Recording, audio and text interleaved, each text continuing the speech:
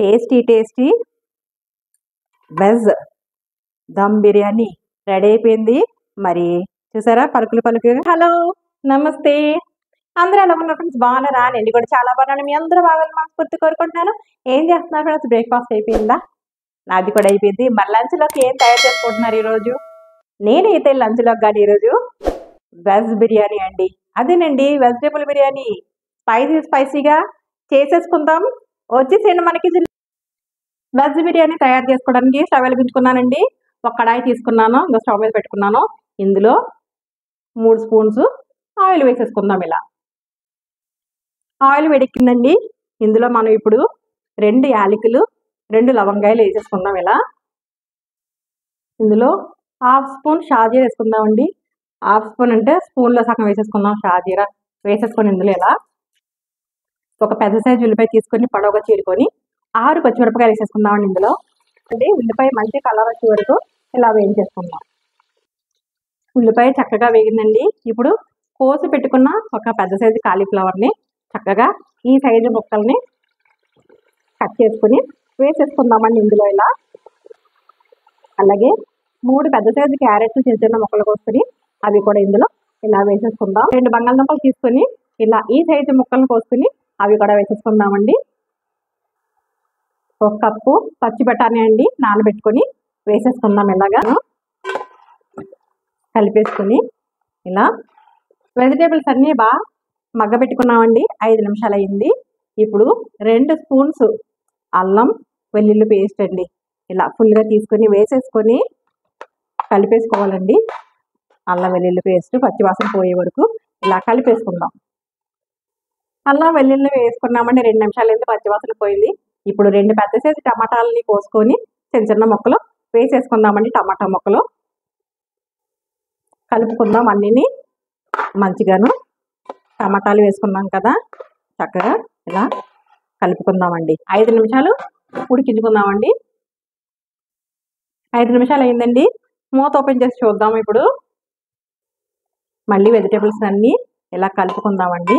మొత్తం అన్నీ కలిసేటట్టు ఇలా కలుపుకుందాం. ఇందులో 1 స్పూన్ ధనియాల పొడి అండి, వేయించుకుని ధనియాల పొడి వేసుకున్నాం. ధనియాల పొడిని 1 స్పూన్ జీలకర్ర పొడి అండి, ఇది కూడా వేయించుకుని చేసుకున్నాం.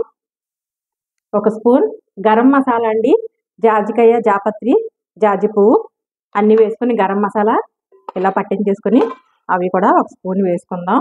వేసుకొని మనం ఇలా కలిపేసుకుందాం. 2 స్పూన్లు కారం వేసుకుందామండి. కారం మీరు తినేదాన్ని బట్టి. అలాగే సాల్ట్ వేసుకుందామండి, కొంచెం ఇలా వేసుకుందాం. మళ్ళీ రైస్లో బాయిల్ చేసినప్పుడు వేస్తాం కాబట్టి చూసుకొని వేసుకుందాం. ఇప్పుడు మొత్తం అన్నీ పట్టేటట్టు వెజిటేబుల్స్కి ఇలా కలిపేసుకుందాం. కొంచెం పుదీనా, కొంచెం కొత్తిమీర అండి, ఇలా కట్ చేసుకుని వేసేసుకుందాం. ఇందులో ఇలా 1 కప్పు పెరుగు వేసుకుందామండి ఇలా. అలాగే 2 బిర్యానీ ఆకుల్ని ఇలా వేసేసుకుని మనం పెరుగు వేసుకున్నాం కదండి, కలుపుకోవాలా. మొత్తం అంతా పట్టేటట్టు ఇలా కలిపేసుకుందాం మొత్తం అంతాను. పెరుగు వేసుకున్నాం కదండి, టమాటాల నుంచి పెరుగులోంచి వచ్చిన వాటర్ తోటే వెజిటేబుల్స్ బాయిల్ అవుతాయి. 5 నిమిషాలు మూత పెట్టుకొని మళ్ళీ ఉడికించుకుందాం. ఇలా ఇటువైపు పక్క స్టవ్ మీదకి షిఫ్ట్ చేసుకుంటున్నానండి. ఇటువైపు పక్క మనం రైస్ పెట్టుకుందాం. ఉడుకుతున్నాయి కదండి. ఇప్పుడు ఇటు పక్కన మనం రైస్ వేసుకొని వాటర్ పెట్టుకున్నామండి. 2 లీటర్ల వాటర్ తీసుకొని ఇక బౌల్ పెట్టుకుని ఇందులో కొంచెం ఆయిల్ వేసుకుంటున్నాను, 1 స్పూన్ అంతా.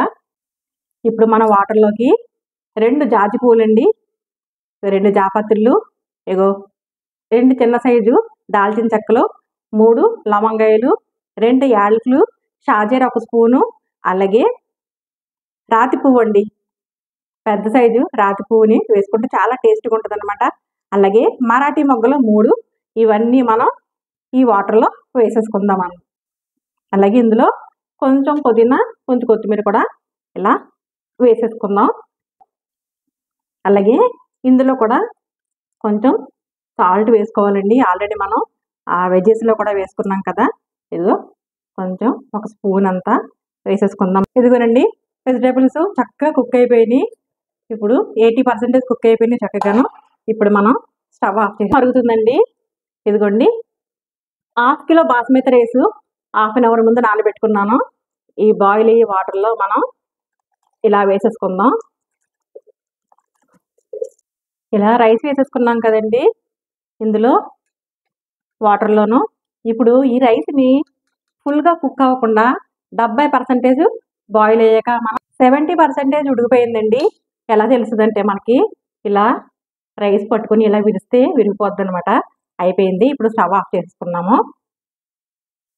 ఇందులో ఉన్న జాజిపూ జాపత్రి ఇవన్నీ కూడా తీసేసుకుందామండి. తీసేసుకుని పక్కన ఈ రైస్ని ఇప్పుడు వెజిటేబుల్స్ మీద ఇలా వేసేసుకుందామండి.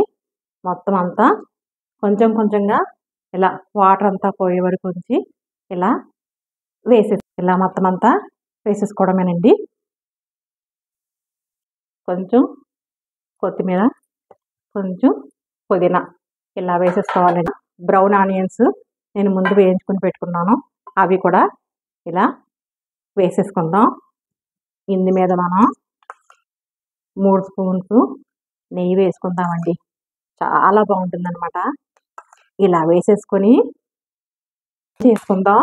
స్టవ్ వెలిగించుకొని ఇగో స్టవ్ మీద పెట్టుకున్నాం కదా, మంచి ఫిక్స్ అయ్యే మూత, అంటే ఆవిరిపోకుండా ఫిక్స్ అయ్యే మూతని ఇలా పెట్టేసుకొని మనం బయటికి పోకుండా ఒక 20 నిమిషాలు మనం అలా దమ్ చేసుకుంటే ఉడికిపోతుందండి. మన టేస్టీ వెజ్ బిర్యానీ దమ్ వేసుకొని 20 నిమిషాలు అయిందండి. ఇదిగో చక్కగా అయిపోయింది. స్టవ్ ఆఫ్ చేసేసుకుని మనం చూద్దాం ఎలా ఉందో. వేసుకున్నాం, చూద్దాము. చక్కగా అయిపోయింది చూడండి.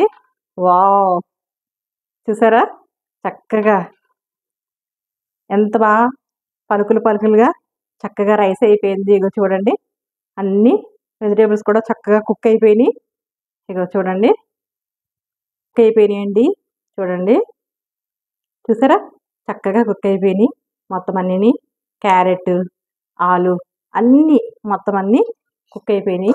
మరి tasty veg dum biryani ready అయిపోయింది. ఇదిగోనండి, చక్కగా మనం వెజ్ బిర్యానీ వేడిగా డిష్ అవుట్ చేసేసుకుంటున్నాం. చక్కగా పొడి పొడిలాడుతా ఎంత బాగా వచ్చిందంటే చూడండి, చాలా బాగా వచ్చింది.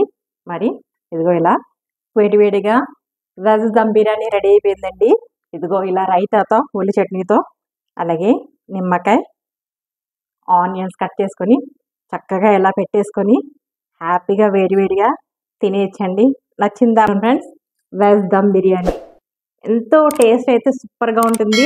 మరి మీరు కూడా ఎలా తయారు చేసుకోండి, మీకు ఎలా కుదిరింది కామెంట్ సెక్షన్లో పెట్టండి.